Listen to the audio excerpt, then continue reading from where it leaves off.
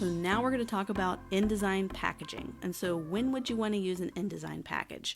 This is when you want to share it with another designer, or you want to go ahead and give the files to a client so that they can open it up in InDesign and be able to edit and change things themselves. Sometimes these are required by printers. A lot of times they're okay with just the PDF, but I want to teach you how to do this. So I'm going to go up to File and go down to Package. So File, Package. So it's just like exporting, but we're going to go down to Package. And we're just going to scroll down. We're not going to be changing a whole lot here. It's just telling you what fonts are going to be exported with this. It's going to export all of these fonts so that when you give the package to somebody else, they have all the fonts installed. Links and images, all of these links are going to be exported in the package. And everything is good to go. So we're just going to just simply click Package. And it's going to make you save that. So we're going to save that and we're packaging it up.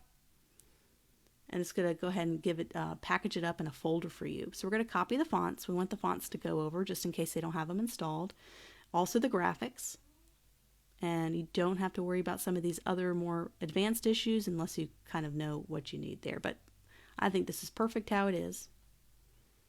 So it says restrictions apply to copying font for using a service provider. So this just means I'm using Adobe fonts, which I have an Adobe subscription. So I own the license to that, but if I send this to another designer or a client, they may not own the license to that font.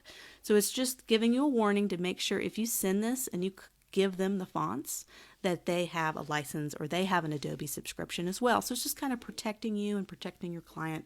It's going to still bring the fonts over, but it's just kind of a little warning for you.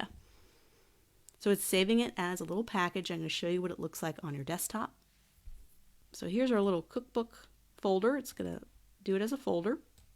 And it has all the links to all of the files. So there's our EPS badge. There's all of our photos that we use. There's our logo for the front.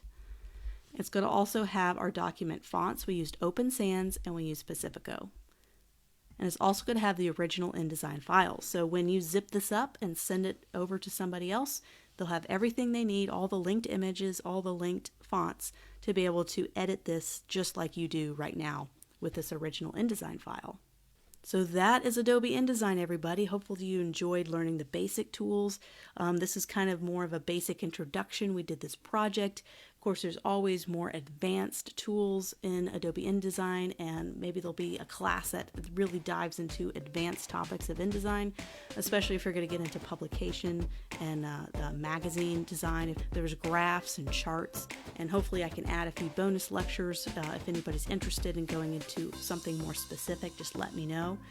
So hopefully you enjoyed the class. This is the last software section, and hopefully you learned InDesign and you know how to work with all three programs, but you also know how to work within all three at the same time. So dragging one over to another, or bringing a photo into Photoshop, saving it and bring it back into InDesign.